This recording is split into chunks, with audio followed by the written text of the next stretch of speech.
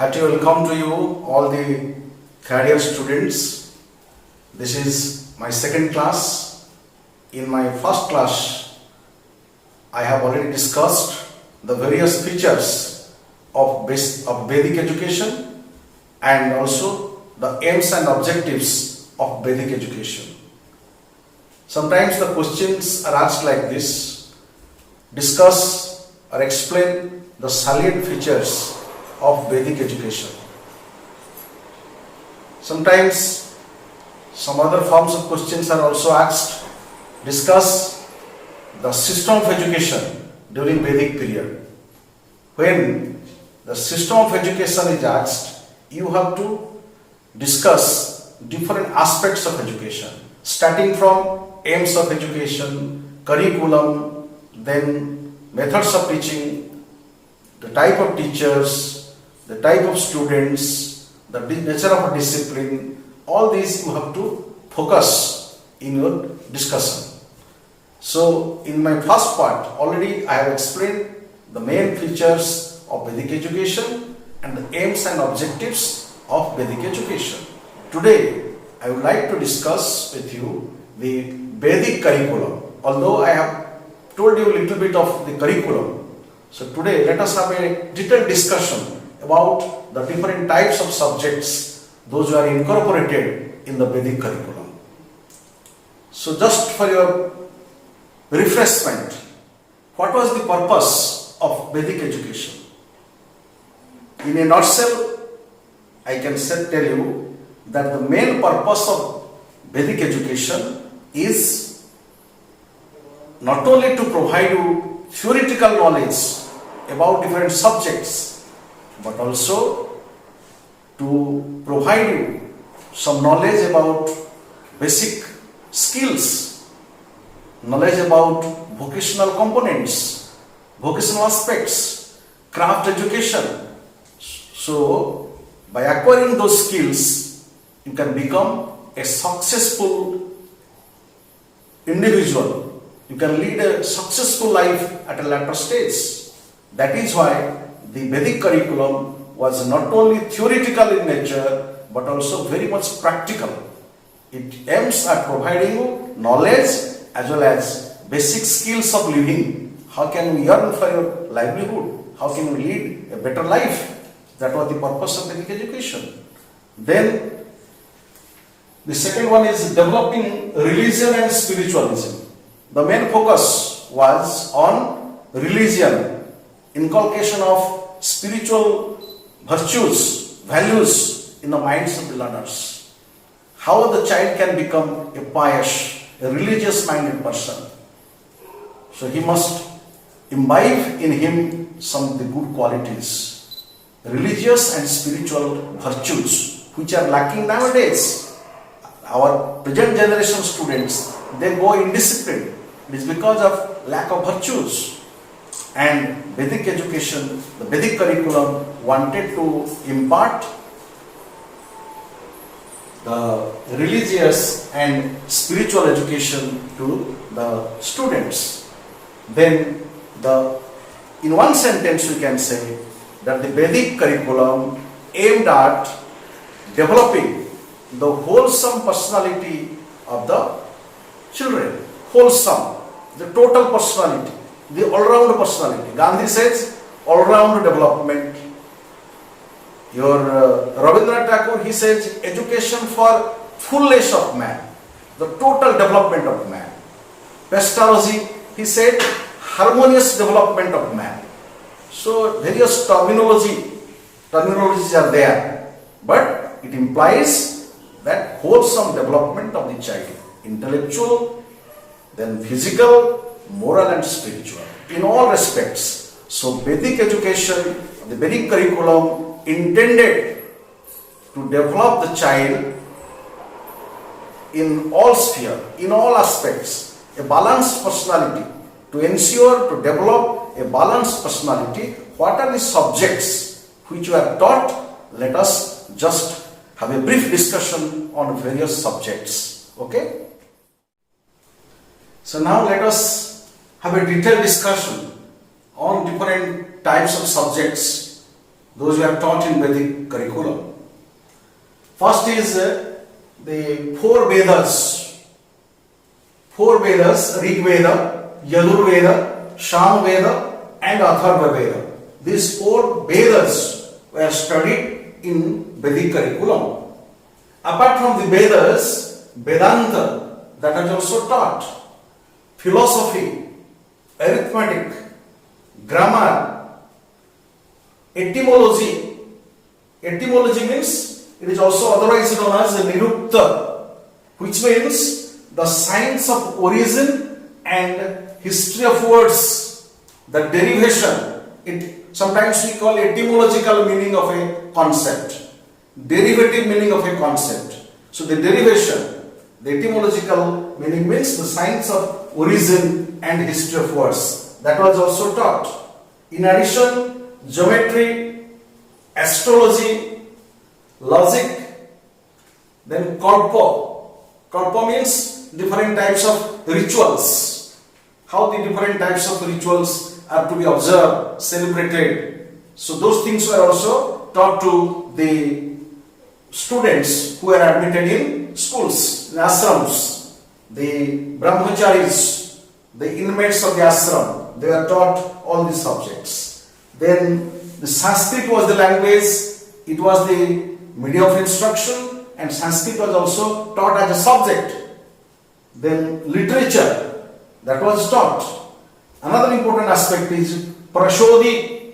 Prashodhi means this is the science of language, rhythm, pause, tempo, stress and pitch.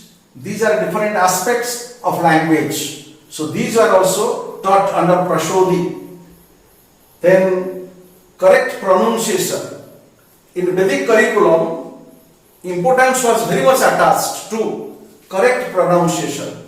Because Veda, Vedanta, all these were taught. The Brahmins, they were very good at pronouncing the words correctly. Although in ashrams, Gurukula system, Brahmins, Kshatriyas, Vaishyas, they were taught, they were admitted in ashram. But as far as pronunciation is concerned, the Brahmins, they used to pronounce the word properly. Some of the Kshatriyas and Vaishyas, they do not continue because of the lack of proper pronunciation. So pronunciation was also given due regard in the Vedic curriculum. Next, we will discuss some other important aspects.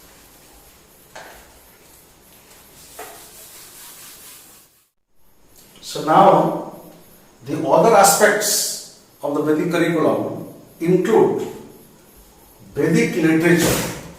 This Vedic literature is very important.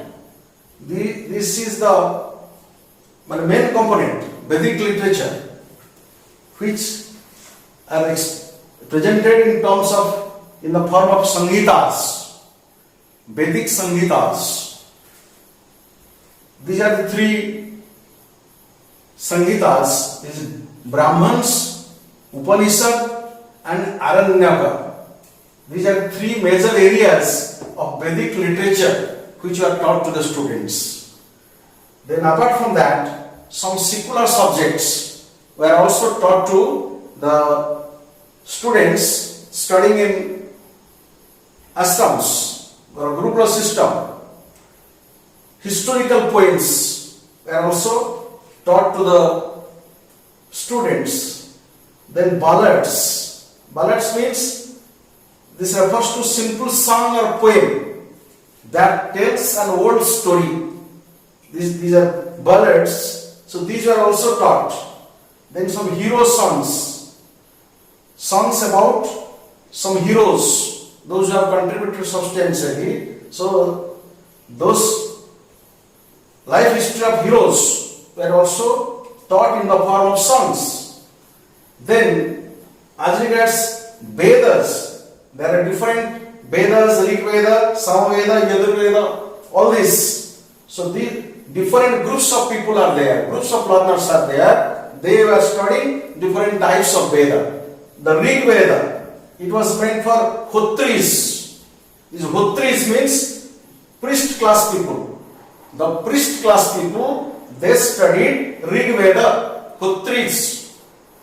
Then Sama Veda, this is studied by Udgatris. Udgatris, they are clarified about the Soma sacrifice. They learn about the Soma sacrifice. They are Udgatris. And Yajurveda, this is taught to the Advayu Brahmins. Advayu Brahmins. So the Brahmins, Yajurveda, the Samaveda, Udgatris, and Rig Veda, Hotris. Three classes of people, those who read different types of Veda. Then let us discuss the other aspects of the Vedic curriculum. So as I told you, this Vedic curriculum, this is very comprehensive and it aims at giving different types of knowledge to different categories of learners. For Brahmins, for priest class people, for Kshatriyas, those who are enrolled, studied in the ashrams, in the Gurukula system.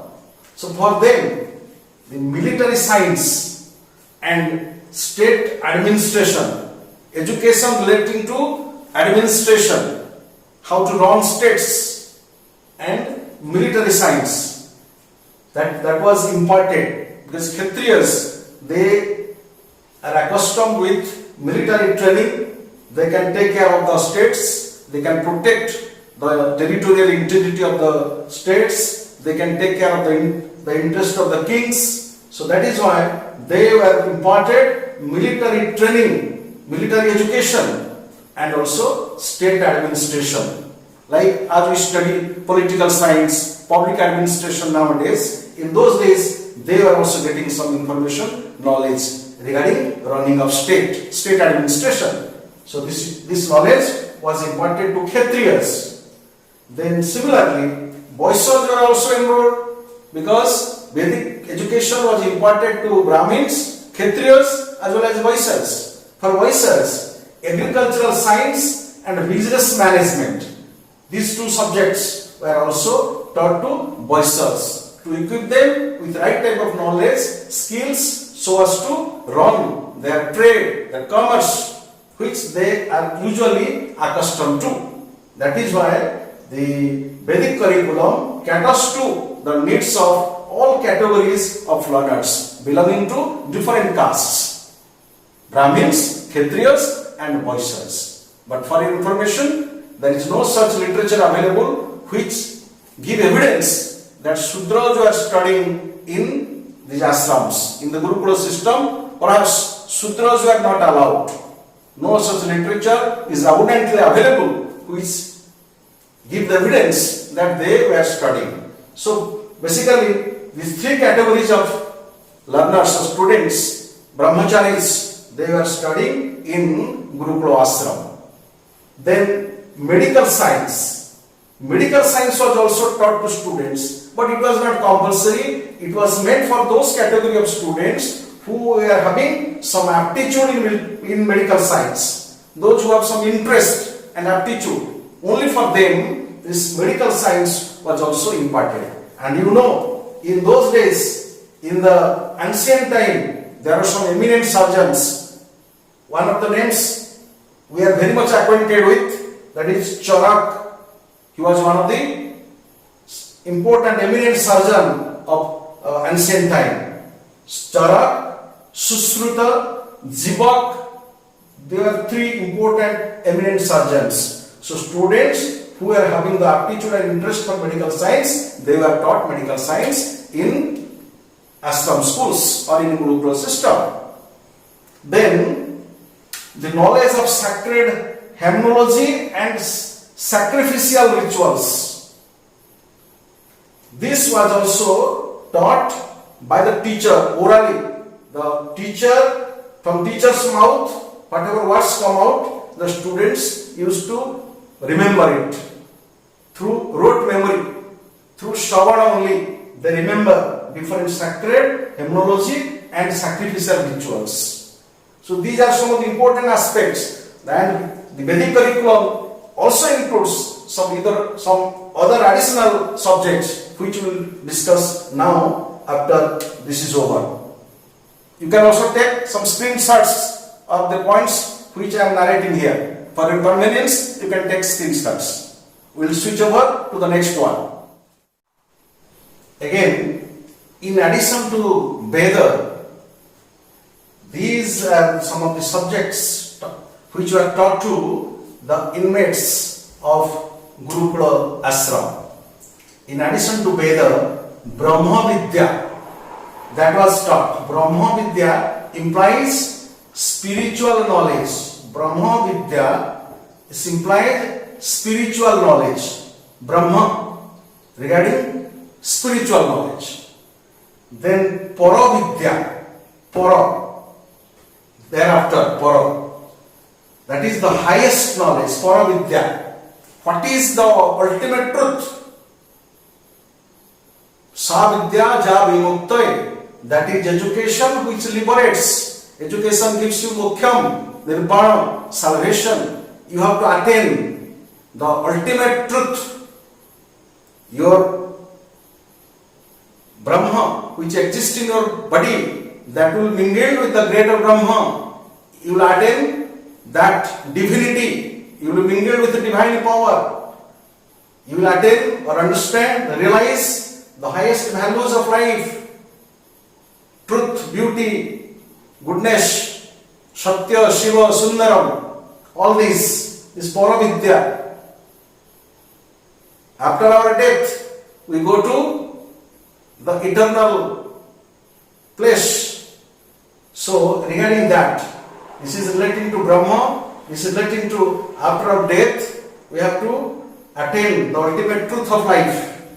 Then grammar, then Rasi. Otherwise, it is known as mathematics. Then Nidhi. Nidhi means chronology. Chronological events. This chronology. Then Bhakyavaya. That means dialogue, conversation. Bhakyavaya. Then ethics. Military science, I have told you, military science. Then science of snakes, Sarpa Vidya, Sarpa Jnana, science of snakes. Then Deva Vidya. Thereafter Bhuta Vidya, Bhuta, demonology, Bhuta Vidya. Then Devazan Vidya means it includes dancing or music. All this come under Devazan Vidya. Then mythology, different mythological aspects are also studied. So this is how it's a very comprehensive Vedic curriculum which aims at the wholesome development of the child, the integral development of the child, or all-round development of the child. There are some other important aspects, let us also take down. So, in addition to the subjects, whatever we have so far discussed, we now come to 6 Vedangas. 6 Vedangas. One is Sikhya. Sikhya means phonetics, is relating to the pronunciation, phonetics. How the words are being uttered, pronounced, that is Sikhya. Kalpa, this is relating to rituals, observation of rituals. Then Vyakarana, that is grammar. Nirukta, etymology, which you have already mentioned. This comes under Vedangas. Then Chanda, meter. And Jyotish Shastra. Jyotish Shastra or astronomy. These are 1, 2, 3, 4, 5, 6. These are 6 Vedangas. And whatever we have so far discussed, so many subjects. So it appears as if the Vedic curriculum only intended to impart knowledge regarding various subjects.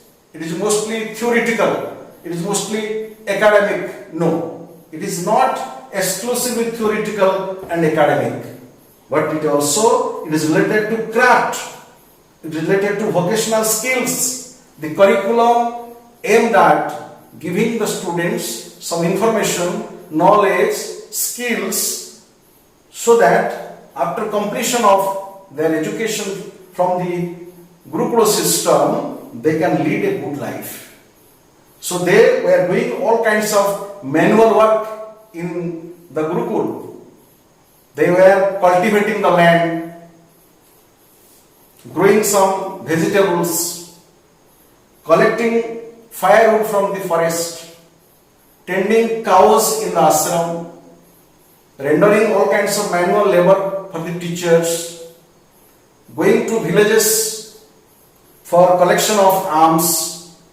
So they were doing all kinds of physical labor. They were gathering some vocational skills, flying the land, cultivating the land, growing vegetables, tending cows, so they could learn the art of living.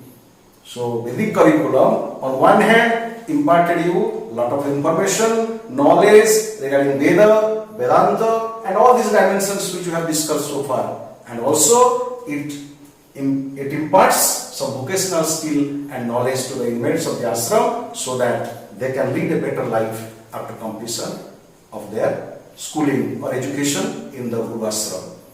Next, we will go to the methods of teaching. What are the methods being employed? Already in the first class I have discussed, but to give some more knowledge about methods of teaching, we will now switch over to the other aspect, methods of teaching followed in Gurukula system.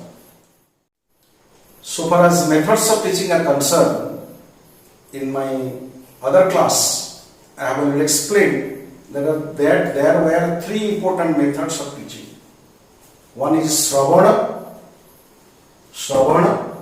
Manana and Nididhyasana. These three methods I have already told you. So today just have a little bit detailed discussion. Shravana. As you know, up to 18th century there was no such printed script. The teacher, he was the source of all knowledge. He was a living library. The teacher was the encyclopedia of knowledge. So the students had to learn only from the teacher, from the mouth of the teacher, from the voice of the teacher. Teacher was the all sources of knowledge. So teacher recites, teacher discusses, interacts, and the students used to remember. When they listen, it involves 6 processes. For Shravana, it includes 6 processes. The first one is Upakarma. Upakarma means before the study of Veda, there will be a formal ceremony. All of a sudden, they will not start Veda. With all regards, respect, they will begin a formal ceremony. Thereafter, the study of Veda will be started. So, this is known as Upakarma, which includes a formal ceremony which is conducted before the study of Veda. Then Abhyasa. In Odia also we call Abhyasa, practice. That is recitation of the text. The important points, the salient features, important components, whatever need to be remembered, those things were recited again and again by the students. So this is how, by reciting again and again, the students could remember. So Shravana means first Upakarma, then Abhyasa, then Apurvata. Apurvata means grasping of the idea. Sometimes you don't understand anything, but simply you mug it out. You remember by rote memory without understanding what is contained in the passage, what you remember. that is rote learning.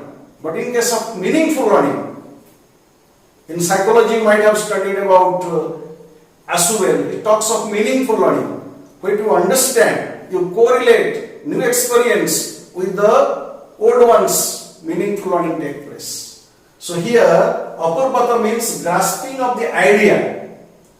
Simply don't remember it, by repetition don't remember it, but try to also understand what is the idea, the meaning that is contained in the text that is imparted to you. Then phala. Phala means PHLA, phala. Phala means comprehension of the outcomes. You have to understand, comprehend. You have to thoroughly understand it. You have to apply it in different situations.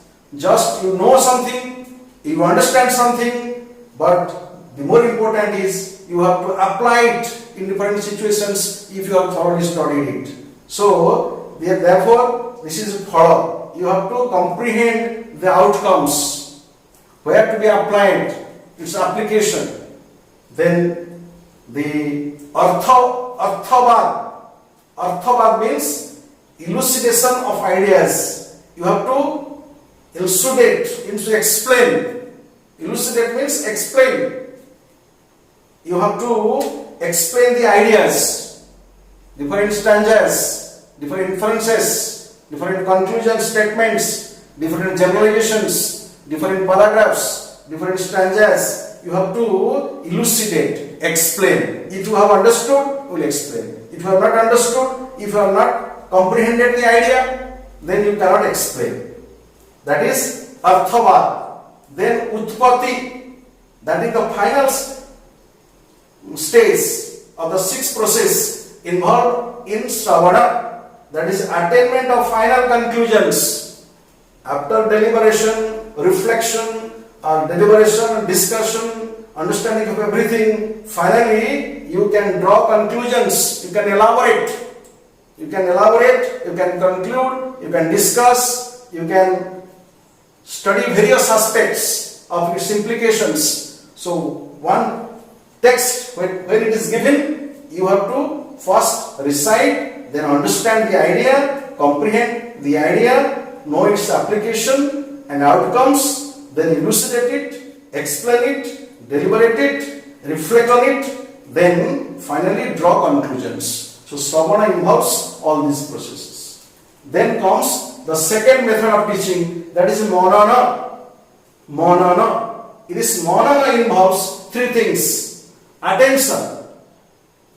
Kakasnana Bhagadhyana. Shwana Nidra Tathaivacha. Kakasnana Bhagadhyana. Bhagavadya Dhyana. You have to pay attention. When the teacher is citing certain things, explaining certain things, you must pay 100% attention. Then deliberation. After the presentation of the teacher is over, deliberation starts. You have to participate in discussion, deliberation, reflection, analysis, interpretation, synthesis, all this comes. So every idea can be also analyzed from different angles. You can reflect on it. You can critically analyze it. You can give some arguments in favor of it, against it. So much deliberation and reflection will be there through Manana. You can internalize things, reproduce things as and when it is required. You can explain things as and when it is required. That is Manana. And the third one is Nididhyasana. Let us discuss Nididhyasana next. So far we have covered two important methods, Shravana and Manana. The third one is Nididhyasana, which implies meditation. This is the higher aspect, meditation. It is a steady stream of consciousness of one. One must be conscious of his existence. Who is he? Where from he has come? So he must be aware of this. He must realize the greater values of life. He must realize what is truth. He must understand the divine power. He must not be carried away by emotions, by worldly affairs, by the material objects, the worldly affairs. We are sometimes distracted towards that, and we are deviated from that path of getting salvation, path of getting mokhyam. So we undertake meditation. We do meditation to realize the highest consciousness. We must realize what are the highest values of life, the truth, beauty and goodness. What is the ultimate end of our journey from birth till death? Next, Sakal Ghate Narayan, this small part of the Narayan which is inside us, the divine power that is inside us, that will be mingled with the greater divinity. Therefore, Vivekananda says, education means manifestation of a divine perfection already existing in man. In every child, in every man, there is some divine consciousness. But we forget that. We concentrate more on worldly affairs, how to live in the society, how to accumulate material gains. We forget our own important path, and towards the end we realize that Ram Nam Satya, Hari Nam Satya. So, through this Nididhyasana meditation, we can realize the consciousness, and we should not be undisturbed by many. We should not be disturbed by others. Gautam Buddha, he was not disturbed.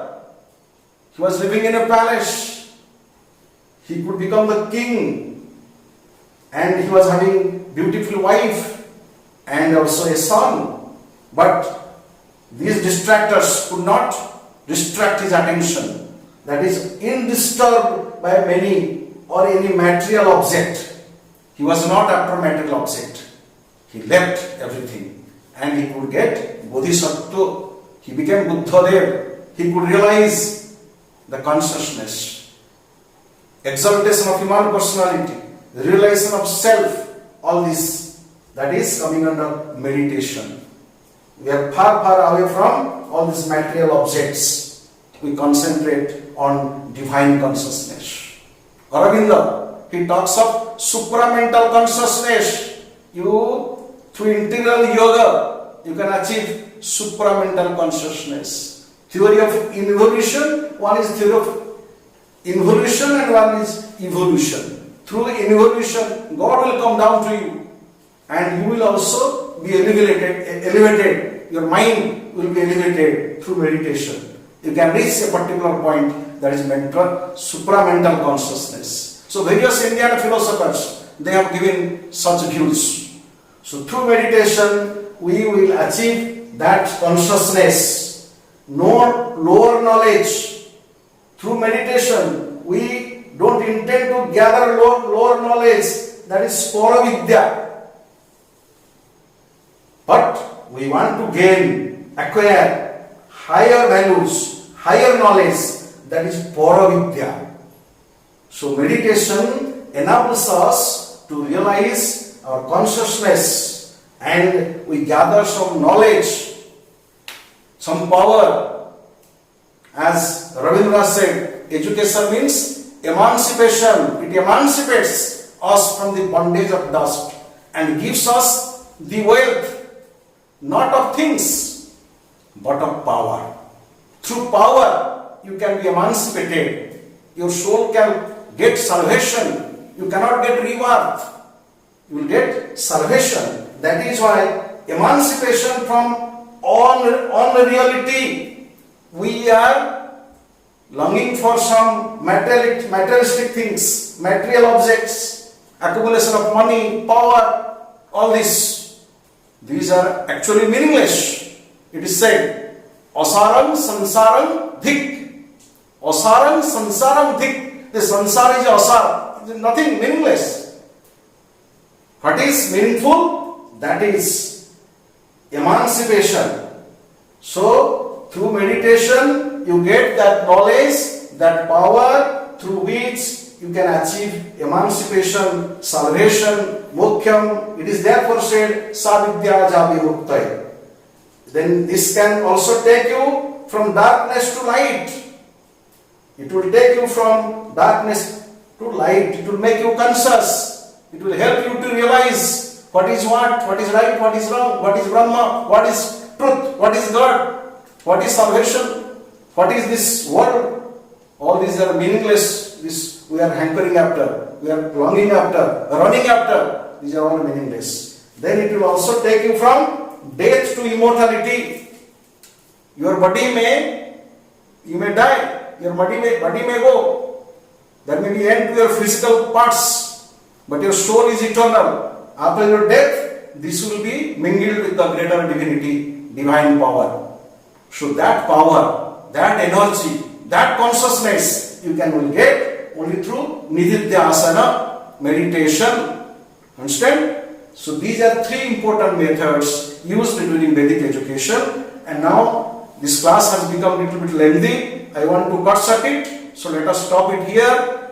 In my subsequent class, we will discuss the other aspects relating to the women education, relating to the teacher's role, student's role, teacher-taught relationship. All these we will discuss in my next class. Till then, wish you all the best. Bye-bye.